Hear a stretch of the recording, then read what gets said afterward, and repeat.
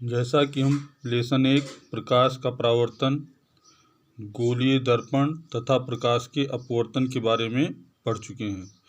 अब ये पूरा अध्याय हो चुका है। अब इससे संबंधित आंकिक सवाल के कुछ उदाहरण बताएंगे। हम देखते हैं क्लास 12 फिजिक्स 15/5/2020 आंकिक उदाहरण। तो पहला सवाल ध्यान से पढ़ते हैं। एक 10 सेंटीमीटर फोकस दूरी वाले अवतल दर्पण में दूरी वाले अवतल दर्पण में कितनी दूरी पर एक वस्तु रखी जाए कि उसका 5 गुना बड़ा प्रतिबिंब बने, जबकि प्रतिबिंब वास्तविक हो और जबकि प्रतिबिंब आभासी हो। दो स्थितियों में ज्ञात करना है, प्रतिबिंब वास्तविक हो और प्रतिबिंब आभासी हो। प्रतिबिंब की स्थिति भी ज्ञात कीजिए। तो पुनः एक बार देखते हैं। किसी भी आंकिक सवाल को हल करने से पहले उसे ध्यान से पढ़िए, उसमें क्या पूछा जा रहा है, क्या दिया गया है। तो फिर पढ़ते हैं। एक 10 सेंटीमीटर फोकस दूरी वाले अवतल दर्पण में कितनी दूरी पर कोई वस्तु रखी जाए जिससे उसका 5 गुना बड़ा प्रतिबिंब प्राप्त हो, जबकि वास्तविक हो और प्रतिबिंब आभासी, दो स्थितियों में, और प्रतिबिंब की स्थिति भी ज्ञात करना है। तो यहाँ हमें पहला दिया गया है एक अवतल दर्पण में फोकस दूरी f।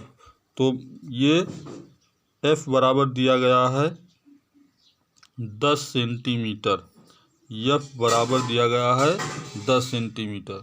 और दूसरा कह रहा है कितनी दूरी पर रखा जाए कि उसका प्रतिबिंब 5 गुना बड़ा बने।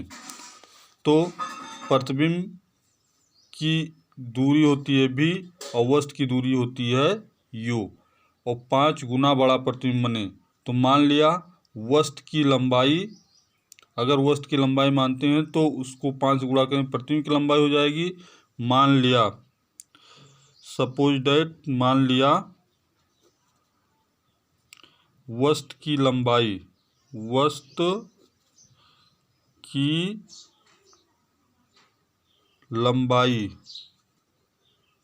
O, ऑब्जेक्ट की लंबाई x है। तो प्रतिबिंब की लंबाई I, प्रतिबिंब को इमेज से व्यक्त करते हैं। I बराबर क्या हो जाएगा 5 गुणे x, अर्थात 5x हो जाएगा। अब हम देखते हैं कि जब प्रतिबिंब वास्तविक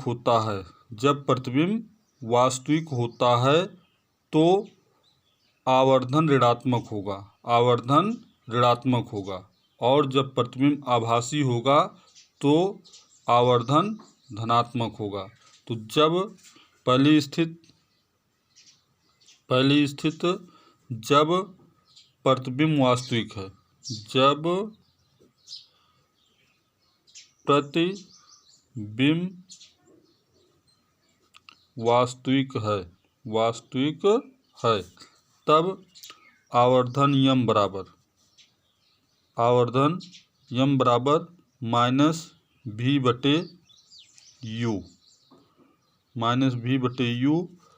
और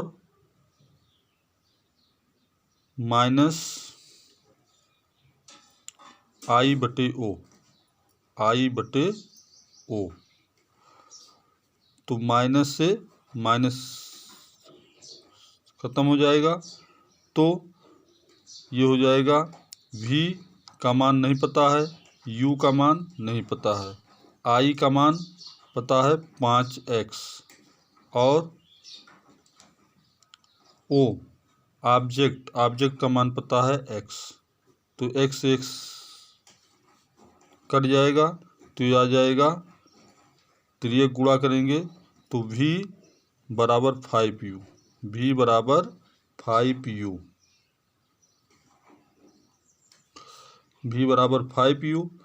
और तब हम देखते हैं फोकस दूरी f, अवतल दर्पण की फोकस दूरी माइनस होती है -10 सेंटीमीटर, v बराबर 5u।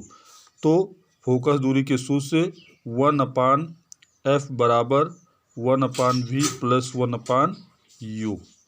तो यहाँ देखते हैं 1/, -10 और 1/v के स्थान पर यहाँ लिख सकते हैं 5u और प्लस 1/u। अब देखते हैं, ये हो जाएगा -1/10। माइनस, हर में माइनस है, इसको -1 से ऊपर नीचे गुणा करेंगे चूँकि हर ऋणात्मक नहीं होता है। अब इसे लिख सकते हैं दोनों का एलसीएम 5u और u का एलसीएम हो जाएगा 5u। अब 5u से डिवाइड करेंगे तो 1 आएगा और u से डिवाइड करेंगे तो 5 आएगा। तब ये हो जाएगा -1/10 6/5u। अब चलिए गुणा करेंगे तो 5 - 5u बराबर 60, 60। तो u बराबर 60/5 -12 सेंटीमीटर, -12 सेंटीमीटर। तो ये हुआ प्रतिबिंब वस्तु की दूरी -12 सेंटीमीटर। और देखते हैं u, v बराबर प्रतिबिंब की दूरी, v बराबर कितना है 5u। तो 5 गुणे -12 तो हो जाएगा 60 सेंटीमीटर, -60 सेंटीमीटर। तो यदि हम अवतल दर्पण के सम्मुख -12 सेंटीमीटर पर वस्तु को रखें तो उसका वास्तविक प्रतिबिंब -60 सेंटीमीटर की दूरी पर 5 गुना बड़ा प्रतिबिंब प्राप्त होगा। 10 सेंटीमीटर फोकस दूरी वाले अवतल दर्पण के सम्मुख -12 सेंटीमीटर दूरी पर वस्तु रखने पर उसका 5 गुना बड़ा प्रतिबिंब -60 सेंटीमीटर की दूरी पर बनता है। तो ये उत्तर हुआ -12 सेंटीमीटर और -60 सेंटीमीटर। वस्तु की दूरी -12 सेंटीमीटर और प्रतिबिंब की दूरी -60 सेंटीमीटर। और अगला प्रतिबिंब आभासी होगा ऐसी स्थिति के लिए अगली वीडियोज में।